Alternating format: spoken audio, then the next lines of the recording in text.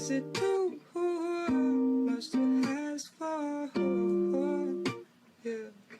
Can I put my lips on your skin, babe? Much to ask for? Yeah. Can I put my? Is it too much to ask for? Hal yang pertama di dalam sholat adalah niat. Menurut mazhab Syafi'i, niat itu dilafazkan atau dilafalkan. Contohnya dalam surat fardu subuh, usolli fardu subhi rokataini adaan ma'muman lillahi ta'ala. Niat dibarengkan dengan saat mengangkat tangan takbiratul ihram sampai bersedekap. Telapak tangan menghadap ke barat dan ujung tangan sejajar dengan telinga. Kemudian saat bersedekap, tangan diletakkan di antara dada dan perut. Kemudian membaca doa iftitah. Ada dua doa yang disyarankan oleh Imam Mazhab. Yang pertama, kabira walhamdulillahi katsira subhanallahi bukrata wa asila. Lalu yang kedua, Allahumma ba'id baini wa baina khotoyaya, dan seterusnya. Kita boleh memilih salah satu. Kemudian membaca surat Al-Fatihah dan membaca surat apa-apa yang paling mudah di Al-Quran, ma tayassara minal Quran, kemudian gerakan ruku.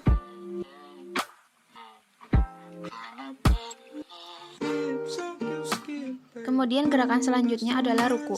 Selesai membaca surat, lalu kedua tangan diangkat setinggi telinga bagi laki-laki dan bagi perempuan mengangkat tangan sejajar dengan pundak karena lebih menutup aurat bagi wanita, menurut mazhab Syafi'i.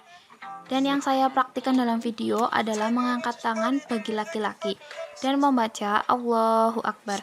Lalu badannya membungkuk, kedua tangan memegang lutut dan ditekankan. Usahakan antara punggung dan kepala supaya rata. Setelah sempurna, bacalah tasbih sebagai berikut. Subhana rabbiyal azimi wa bihamdih sebanyak 3 kali.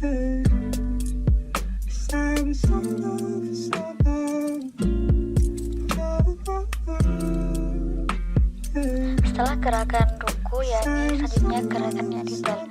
Tata cara gerakan i'tidal yang pertama yakni berdiri hingga tegak sempurna. Berdiri sempurna yakni posisi badan tegak, lebar kaki selebar dengan bahu.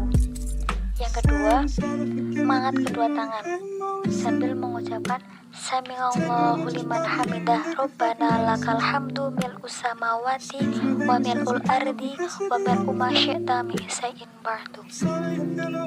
Tata cara mengangkat kedua tangan yaitu ada 3 pendapat. Yang pertama, sejajar dengan bahu dan jari jemari tangan jangan terlalu rapat dan jangan terlalu renggang.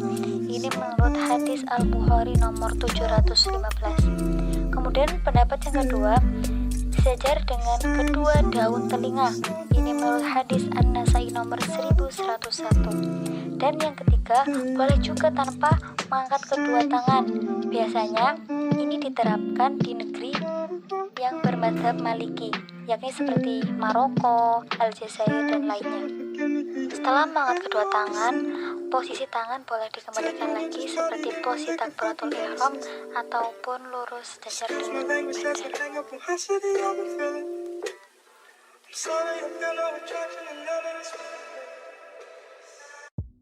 Dalam sholat subuh, setelah i'tidal selanjutnya kunut dengan mengangkat kedua tangan. Perbandingan mazhab mengenai kunut adalah, menurut mazhab Syafi'i, berpendapat bahwa tidak ada kunut dalam sholat witir kecuali ketika separuh akhir dari bulan Ramadan, dan tidak ada kunut dalam sholat 5 waktu selain sholat subuh. Dan kunut juga berlaku pada selain sholat subuh jika kaum muslimin tertimpa musibah, yaitu bisa dinamakan dengan kunut nazilah. Kemudian untuk menurut mazhab Maliki berpendapat bahwa tidak ada kunut kecuali pada sholat subuh saja. Tidak ada kunut pada sholat witir dan sholat-sholat lainnya.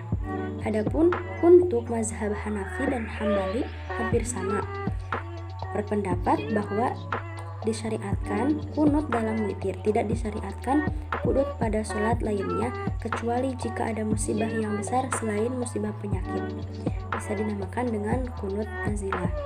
Setelah itu doanya seperti ini untuk kunut.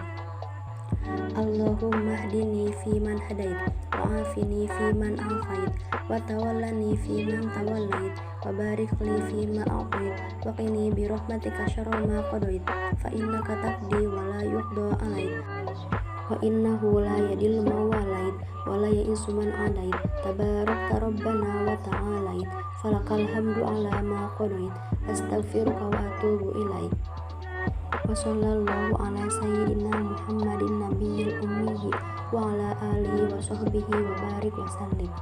Nah, tapi untuk ketika kita jadi imam, ada yang diubah menjadi Allahumma hdina fi man hadait itu dan seterusnya. Kemudian setelah qunut baru dilanjutkan dengan sujud.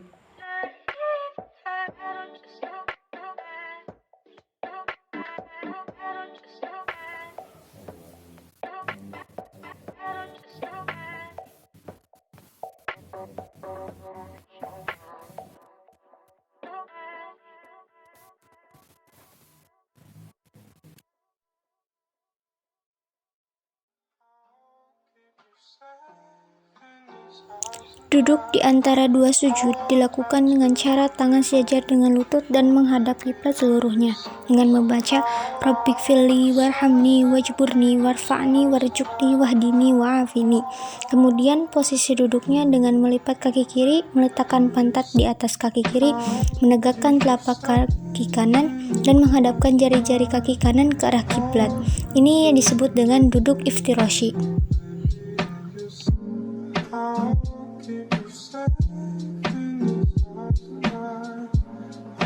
Tata cara tasyahud awal dan akhir.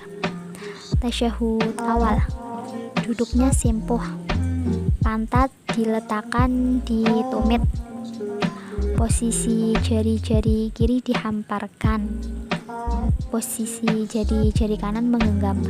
Pada saat kalimat syahadat, jari telunjuk diacungkan dan sejajar dengan lutut diacungkan menandakan bahwa Allah itu satu.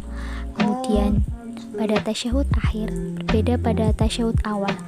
Posisi pantat pada tasyahud akhir menempel pada alas kaki kiri, diletakkan di bawah kaki kanan dengan silang.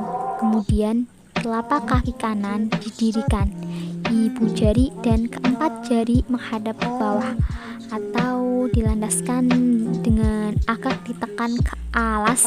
Posisi tangan sama seperti pada tasyahud awal.